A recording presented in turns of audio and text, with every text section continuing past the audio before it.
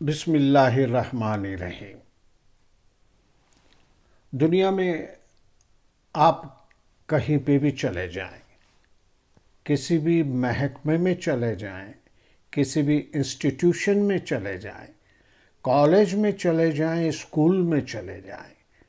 کہیں پہ بھی چلے جائیں، وہاں پہ اس محکمے کا کوئی نہ کوئی بڑا ہوگا، یعنی لیڈر ہوگا۔ اگر میں شروع کروں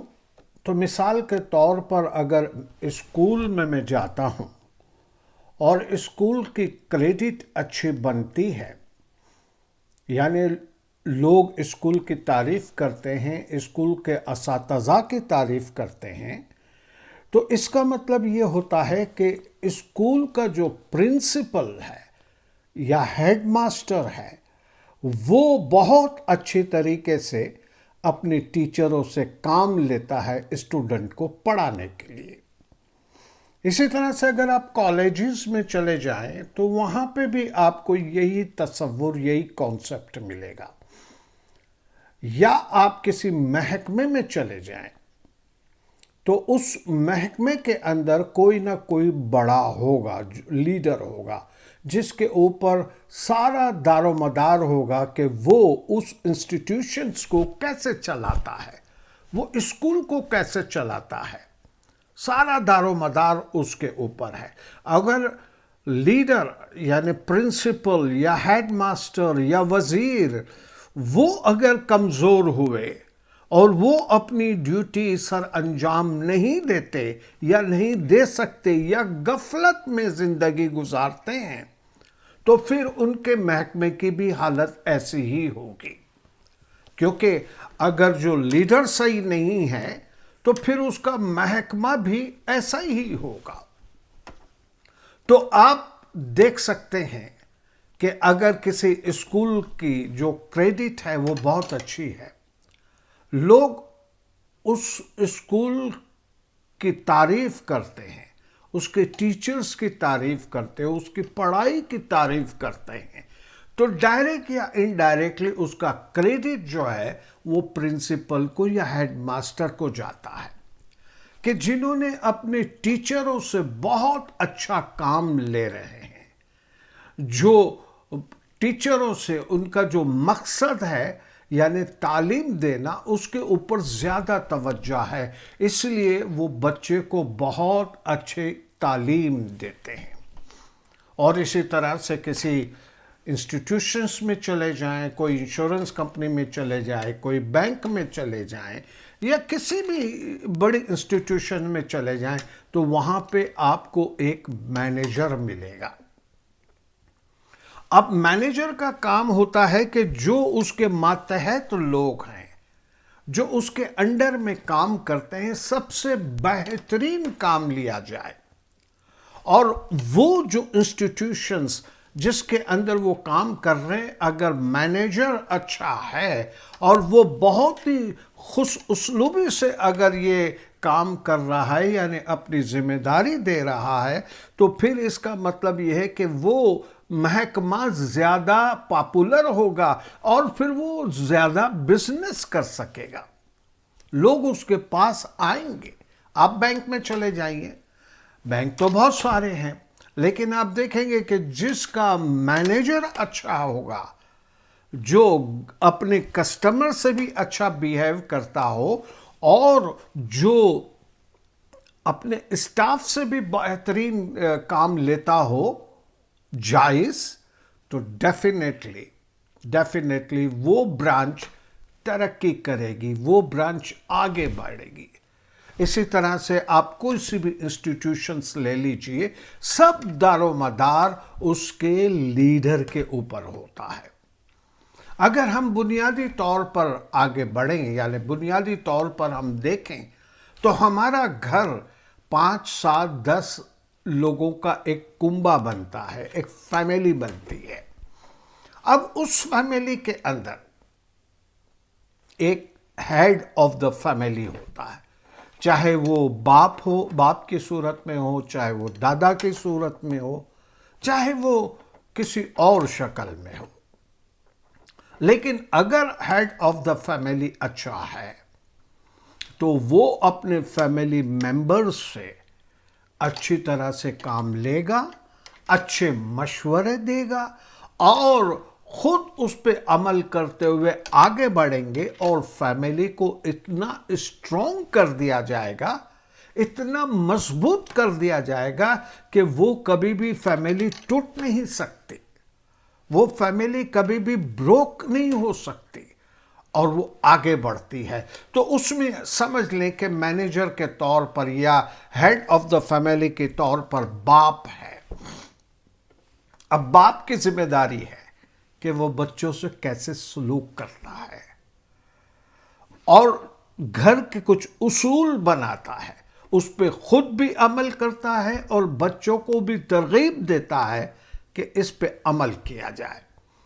خود بھی عمل کریں گے، بچے بھی عمل کریں گے۔ اب کیا ہے کہ بچے اپنا کام کر رہے ہیں اور باپ اپنا کام کر رہے ہیں،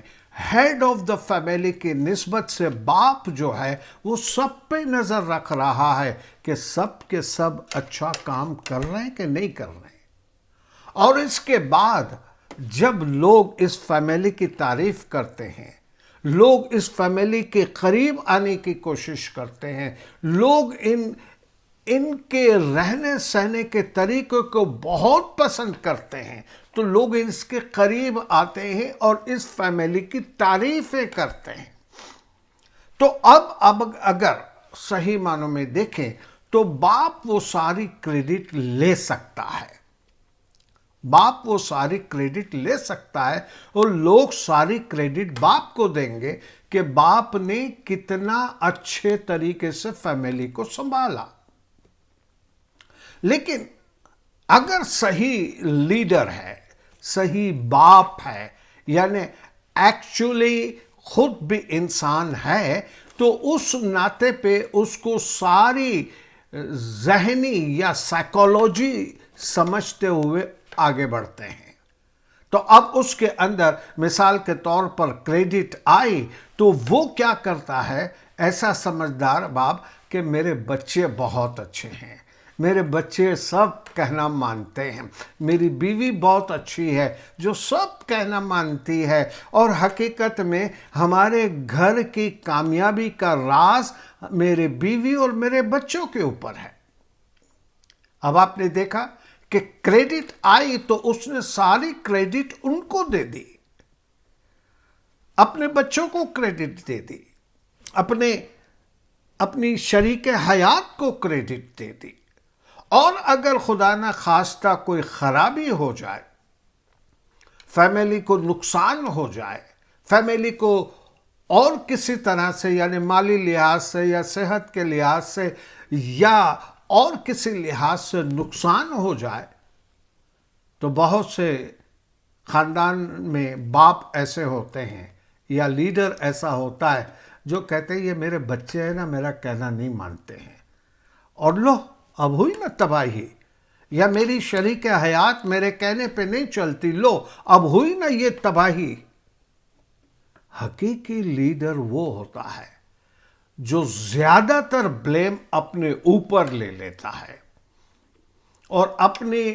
بچوں کو، اپنی فیملی کا ڈیفینس کرتا ہے کہ ارے بھائی میں فیملی چلا رہا تھا اور ہو سکتا ہے کہ میرے سے غلطی ہوئی ہو اور میں بچوں کی پرورش صحیح طریقے سے نہیں کر سکا، تو کیا ہوا کہ ساری جو بدنامی ہے یعنی بلیم ہے اس انسان نے اپنے اوپر لے لیا۔ اور جب کریڈٹ کی بات آتی ہے تو کریڈٹ بہت تھوڑی سی اپنے پاس رکھتا ہے، باقی سب بچوں کو کریڈٹ دے دیتا ہے۔ تو وہ گھرانہ، وہ گھر ہمیشہ خوشحال رہتا ہے جس کا لیڈر یعنی ہیڈ آف دا فیملی اس طرح سے کام کرتے ہیں کہ سب کو کریڈٹس دیتے ہیں،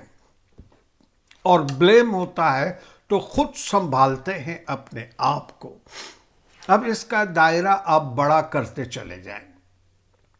اس کا دائرہ بڑے کرتے چلے جائیں، فیملی سے آپ آ جائیں خاندان میں، تو خاندان میں بھی کچھ لوگ ایسے ہوتے ہیں جو بزرگ ہوتے ہیں، جو ایک قسم کے وہ بھی ہیڈ آف دا فیملی کہلاتے ہیں، کہ سارے خاندان میں ان کی بات کوئی ٹال نہیں سکتا، سب ان کی بات پر عمل کرتے ہیں، سب اس کی عزت کرتے ہیں، کیونکہ وہ ہیڈ آف دا فیملی ہے۔ اب یہاں پر بھی اگر وہ بندہ انصاف کے ساتھ کریڈٹ سب کو دیتا ہو، کوئی بھی مسئلہ ہے اور مسئلے کے اندر کوئی ایسی بات ہوئی ہے تو اس میں وہ فوراً جتنا بھی بلیم ہے وہ خود اپنے اوپر لے لے گا، اور جتنی بھی کریڈٹ، جتنی بھی اچھائیاں ہیں وہ اس دوسروں کو دے دے گا۔ تو اس سے کیا ہوگا کہ ان کا خاندان تو 100 افراد کا بھی ہوگا، 200 کا بھی ہوگا، 500 کا بھی ہوگا، تو وہ ہیڈ آف دا خاندان کہہ لے کہ وہ اپنے پورے خاندان کو چلاتا ہے، وہ خاندان مضبوط ہو جاتا ہے۔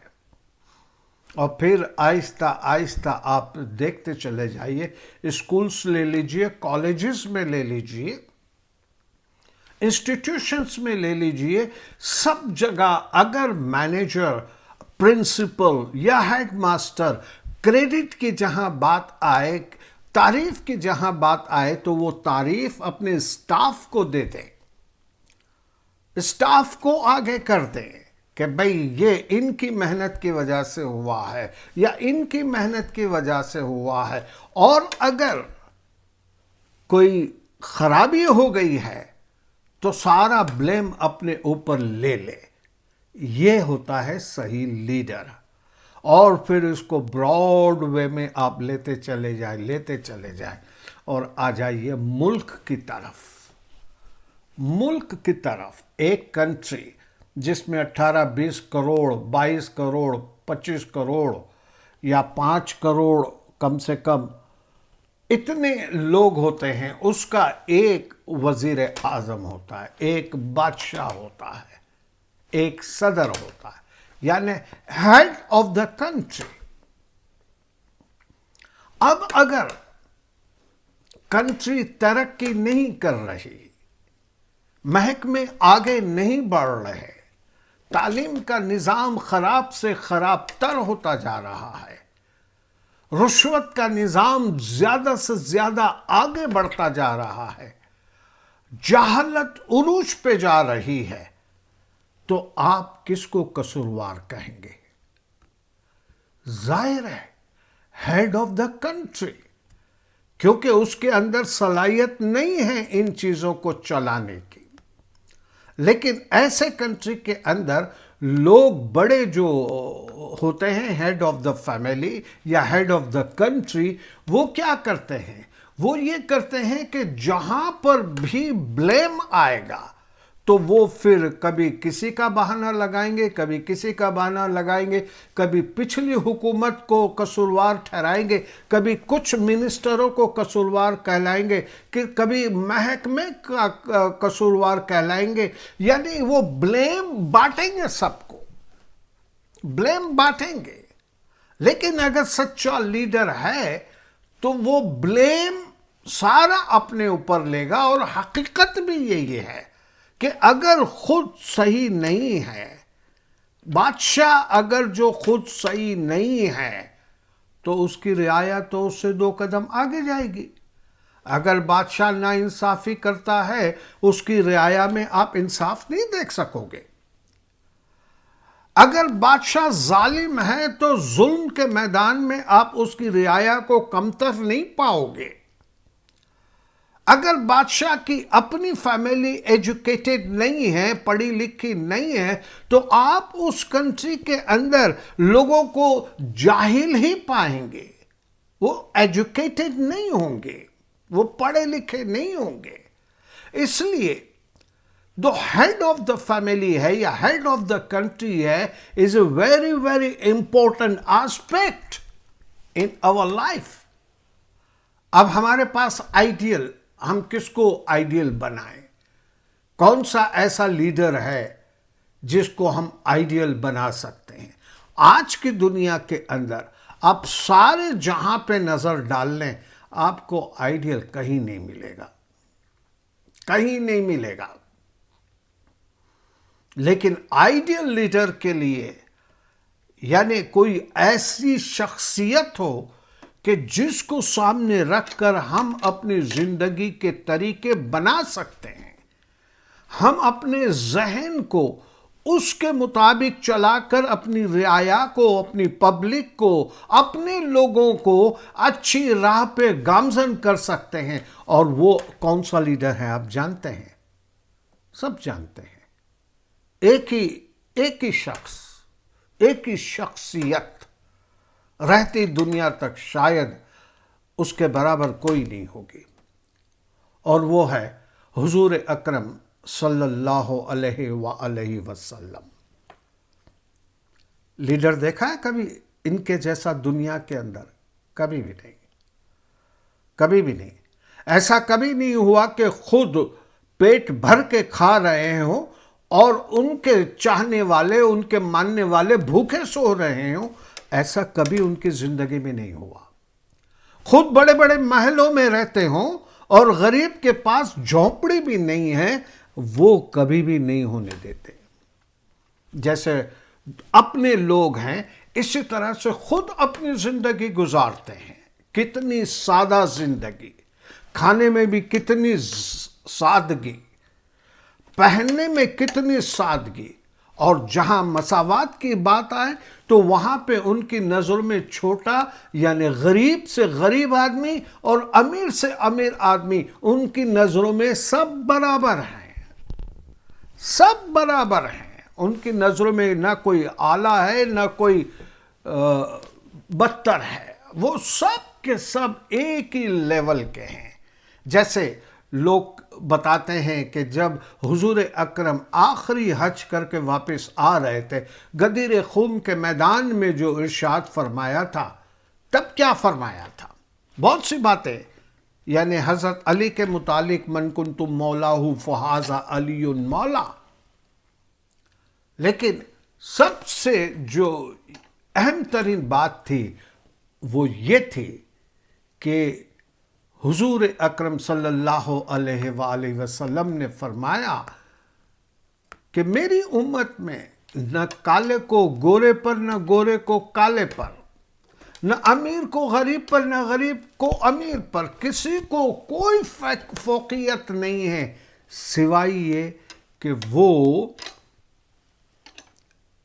اعمال اس کے اچھے ہوں، وہ میری سنت پر عمل کر رہا ہو۔ جس کے اعمال اچھے ہیں وہ بہتر اور اعلیٰ ہے۔ انشاءاللہ عزیز اس موضوع کو آگے بڑھائیں گے، اس وقت تک کے لیے اجازت دیجیے۔ خدا حافظ، جیو اور جینے دو۔